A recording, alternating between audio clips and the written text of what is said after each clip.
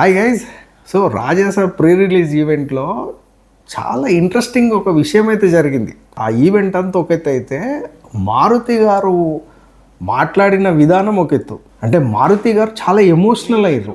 ఆయన ఏడ్చి డార్లింగ్ మీ ముందు నేను మాట్లాడలేకపోతున్నా డార్లింగ్, దయచేసి నన్ను ఏమనుకోకండి, ఎక్స్క్యూజ్ చేయండి అని ఆయన ఏడ్చినప్పుడు ప్రభాస్ వెళ్ళి ఆయన హగ్ చేసుకొని కంట్రోల్ చేసిండు ఆయన్ని. నిజంగా ఇది చాలా అద్భుతమైన మూమెంట్ కదా. ఎందుకంటే 3 సంవత్సరాలుగా డార్లింగ్తో ట్రావెల్ చేస్తున్నాడు రాజాసాబ్ సినిమాతోటి. సో 3 సంవత్సరాలుగా ట్రావెల్ చేస్తున్న వ్యక్తితోటి ఆయన ఇంకా చనువు పెరిగి చాలా స్వేచ్ఛగా ఫ్రీగా మాట్లాడాల. కానీ ఆయనకి డార్లింగ్ మీద ఎంత అభిమానం ఉంది అనేది తెలిసింది. అంటే ఆయన మాట్లాడే మాటల్లో ఆయన వ్యక్తపరుస్తున్న ప్రేమను చూసి అర్థమైపోయింది. అంటే ప్రభాస్ అంటే ఇండస్ట్రీలో అందరికి ఇష్టం. ప్రభాస్ ఇష్టం లేని వ్యక్తి ఇండస్ట్రీలో ఎవరికి లేడు. అది చాలా మీడియం రేంజ్ సినిమాలు తీసే మారుతి గారితో ఇంత పెద్ద సినిమా మారుతికి ఇవ్వడము ప్రభాస్ గొప్పతనం. అది బేసిక్గా ఆ సినిమా అనౌన్స్ అయినప్పుడే మాలాంటి వాళ్ళు అసలు అవసరమా, ఎందుకంటే అప్పటికి లాస్ట్ సినిమా కూడా పెద్ద ఆడలేదు మారుతిది. సడన్గా డార్లింగ్ ప్రభాస్ మారుతికి ఎందుకు కాల్ షీట్లు ఇస్తున్నాడు అనే క్వశ్చన్ మార్క్ మాకు ఉండింది. కాకపోతే మరి డార్లింగ్ తెలుసు కదా ఆయన ఏం చూసిండో మారుతిలో, అంటే ఆయనకు చెప్పే నిరేషన్ ఏ విధంగా ఉండేనో స్టోరీ అనౌన్స్ అయిపోయింది, సినిమా కూడా అయిపోయింది, Jan 9th వస్తుంది. ఈరోజు ఈ ఈవెంట్ జరిగింది. ఈ ప్రీ రిలీజ్ ఈవెంట్లో నాకు చాలా నచ్చిన సందర్భం, డార్లింగ్ కూడా చాలా బాగా మాట్లాడండి. కానీ ఒక డైరెక్టరు తనకు లైఫ్ ఇచ్చిన హీరోని, అంటే ఇప్పుడు ఒకవేళ ఈ సినిమా బ్లాక్ బస్టర్ అయిందనుకో మారుతి కూడా ఎక్కడో ఉంటాడు.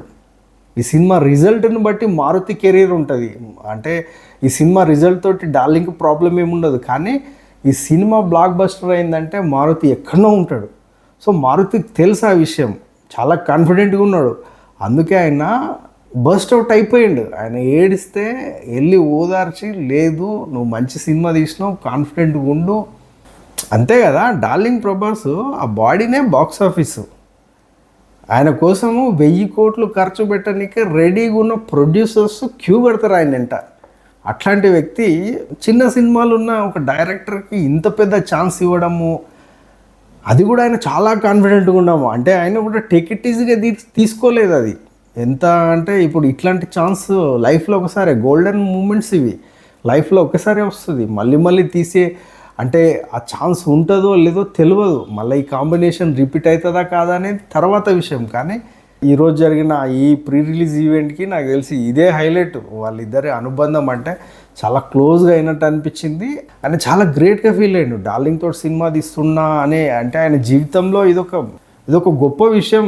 అంటే ఆ ఫీల్డ్లో ఉన్న వాళ్ళకి అర్థమవుతుంది ఆయన ఎందుకు ఇంత ఎమోషనల్గా అయ్యిండు. అంటే మనలాంటి సాధారణ వ్యక్తులకు ఎందుకు ఇట్లా మాట్లాడుతున్నాడు అనిపిస్తుంది. కానీ ఆ సినిమా ఫీల్డ్లో ఉన్న వాళ్ళకి ఆ ఎమోషన్స్ తెలుస్తాయి. ఒక పెద్ద హీరో ఒక డైనోసార్కి డైరెక్ట్ చేయడం అంటే మామూలు విషయం కాదు. అది అసలు ఆయన కాల్ షీట్సే దొరకవు, ఆయన డేట్సే ఉండవు. అంత బిజీ యాక్టరు ఒక కామెడీ సినిమా కోసం, అంటే ఒక కామెడీ ప్లస్ థ్రిల్లింగ్ ఎలిమెంట్ ఉన్న సినిమా కోసం ఆయనకు టైం ఇచ్చిండు. నాకు తెలిసి 100% మారుతి గారు దీన్ని యూజ్ చేసుకొని మంచి సినిమా డెలివర్ చేసి ఉంటారు అనిపిస్తుంది. అండ్ డార్లింగ్ కూడా చాలా కాన్ఫిడెంట్గా ఉన్నాడు. అంటే ఆ ఈవెంట్ మొత్తం చాలా ఉత్సాహంగా ఉన్నాడు. ఈ మధ్యకాలంలో డార్లింగ్ ఇంత ఉత్సాహంగా ఈవెంట్లలో నేను చూడలేదు. అది ఫ్యాన్స్ తోటి హ్యాపీగా, ఏదో ఇంకా మనం తెలుసు కదా డార్లింగ్ ఎంత సీరియస్గా ఉంటాడో, అట్లా కాకుండా చాలా పాజిటివ్గా ఉంది. మేబీ వాళ్ళకి సినిమా మీద అంత కాన్ఫిడెంట్ ఉండడం వల్లనేమో అని. అండ్ ఒక మాట చాలా బాగా చెప్పాడు డార్లింగ్. ఏం చెప్పిండంటే ఈ సంక్రాంతికి సీనియర్ సినిమా వస్తుంది, అంటే చిరంజీవి గారి సినిమా వస్తుంది.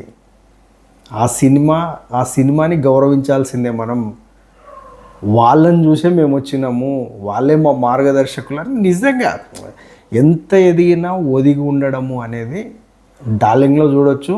అతని గొప్పతనమే ఆయన్ని ఇప్పుడు ఎక్కడో ఉంచింది. అంటే pan Indian hero darling Prabhas ఎక్కడో ఉన్నాడు.